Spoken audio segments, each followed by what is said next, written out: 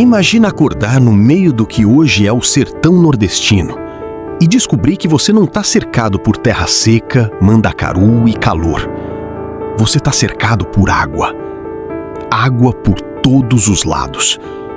E dentro dessa água existem criaturas que não deveriam estar no Brasil.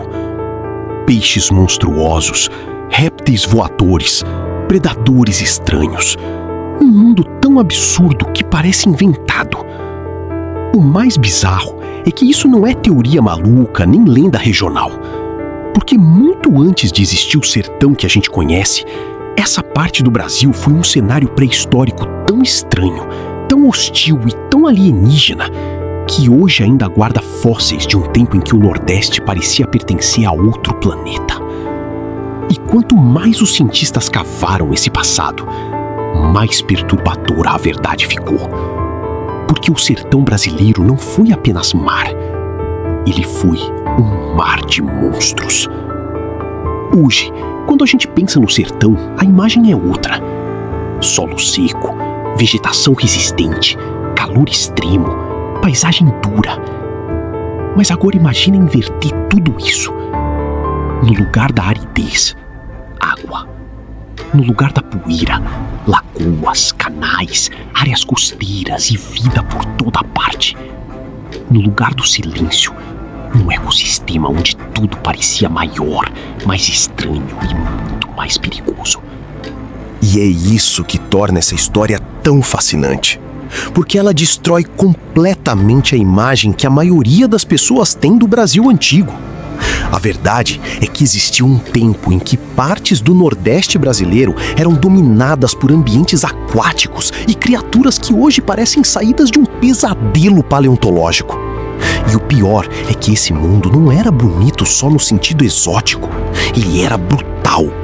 Se alguém dissesse, sem prova nenhuma, que o sertão já foi um mar cheio de criaturas estranhas, isso pareceria invenção.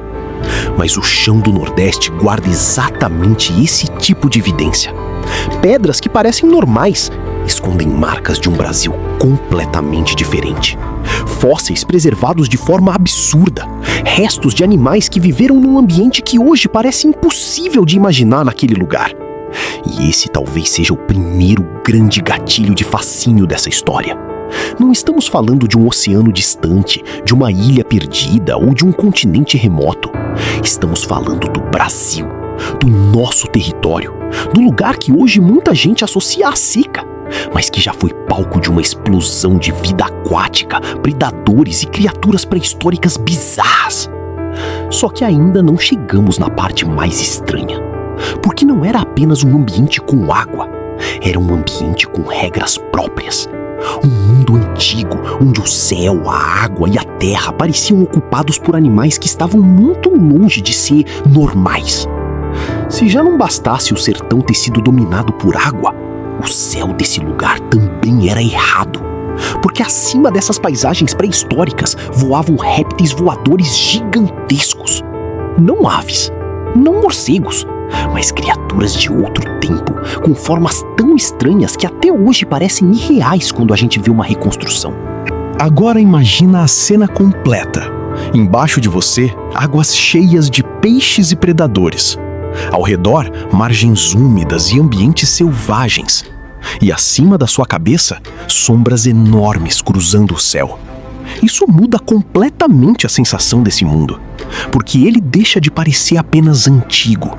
Ele passa a parecer hostil em todas as direções. E esse é um detalhe muito importante para a retenção dessa história. Quanto mais a gente reconstrói esse cenário, mais ele para de parecer um Brasil primitivo e mais começa a parecer um ecossistema alienígena que por acaso existiu aqui. Mas mesmo os animais voadores não eram a parte mais perturbadora.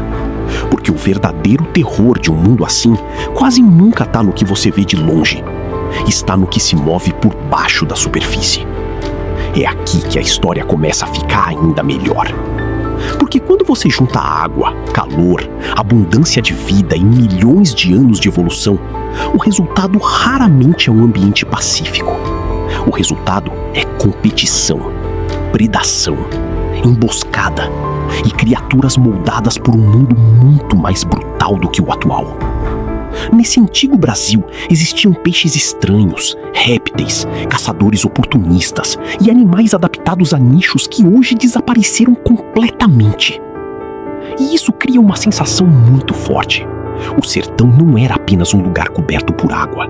Era um sistema vivo, dinâmico e perigoso. Um lugar onde alguma coisa sempre estava caçando alguma coisa. Onde a morte não era a exceção, era parte da mecânica do ambiente. E talvez seja por isso que esse título funciona tão bem. Porque Mar de Monstros não precisa significar que tudo era gigantesco como em filme. Às vezes, o mais monstruoso é justamente o conjunto. É olhar para um ecossistema inteiro e perceber que ele foi desenhado por milhões de anos de pressão, disputa e adaptação extrema. Só que existe uma camada ainda mais bizarra nisso tudo. Porque esse mundo não desapareceu sem deixar rastro. Ele ficou preso na pedra. Talvez a parte mais inacreditável dessa história seja essa. Nós conseguimos imaginar esse passado porque ele ficou congelado, como se a própria paisagem tivesse decidido guardar provas de um mundo que não deveria mais existir. Fósseis preservados com um nível de detalhe impressionante, corpos achatados pelo tempo, mas ainda contando uma história, estruturas delicadas que sobreviveram ao impossível. E isso transforma o sertão em algo muito maior do que um cenário. Ele vira um arquivo natural de um Brasil perdido. Cada fóssil encontrado ali não é só um osso antigo, é uma janela aberta para uma realidade anterior à nossa. E quanto mais a gente olha para essas evidências, mais difícil fica continuar vendo o passado do Brasil como algo simples, porque não foi simples. O Brasil pré-histórico não era um rascunho vazio esperando humanos aparecerem. Ele já era complexo, já era violento, já era cheio de formas de vida estranhas disputando espaço, alimento e sobrevivência. E quando você percebe isso, a pergunta muda. A pergunta deixa de ser como era o sertão nessa época e passa a ser como um mundo desses virou o que vemos hoje. Essa talvez seja a parte mais silenciosamente absurda de toda a história, porque a transformação foi tão extrema que parece impossível aceitar que estamos falando do mesmo lugar. O mesmo chão que hoje racha sob o calor já esteve ligado a ambientes aquáticos e ecossistemas completamente diferentes. O mesmo território que hoje passa a sensação de escassez já era um espaço de abundância biológica. Isso mostra uma coisa que quase sempre assusta quando a gente olha para a pré-história. A Terra não é estável do jeito que o nosso cérebro gosta de imaginar. Paisagens não são permanentes, climas não são permanentes, ecossistemas não são permanentes. O mundo que a gente conhece agora é só uma versão temporária. E o sertão brasileiro é uma prova brutal disso, porque ele carrega, escondido sob a aparência seca e dura, o fantasma de um passado aquático e monstruoso. E talvez seja exatamente isso que torna essa história tão poderosa. Não é só sobre dinossauros, fósseis ou criaturas bizarras. É sobre perceber que o Brasil que existe hoje foi construído sobre camadas de mundos perdidos. Mundos tão diferentes do atual que parecem ficção científica. Quanto mais você tenta visualizar esse cenário completo, mais desconfortável ele fica.